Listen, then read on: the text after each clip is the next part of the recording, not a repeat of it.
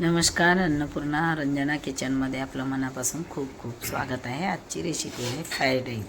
मी आज fried rice बनवणार आहे। माझ्याकडे रात्रीचा भात वाचलेला होता, तर मी त्याला तडका देऊन फ्राय करून घेणार आहे। चला बघूया काय सामग्री लागते ती बनवूया। एक कांदा, टमाटर, 2 मिरच्या, कोथिंबीर आणि थोडे शेंगदाणे असेल तर वाटाणा घालायचा, नाही तर काही गरज नाही। मी आता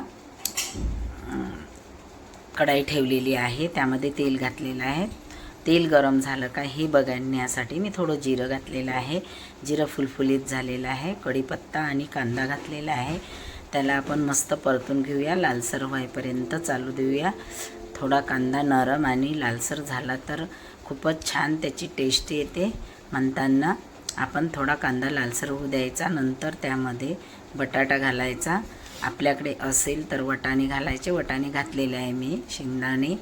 आणि आता त्याला परतून घेत आहे, थोडं लालसर ब्राऊन कलर होऊ द्यायचा। आता मी बाकी मसाले जे आहे, मिरची पावडर वगैरे, धनिया हे घालत आहे।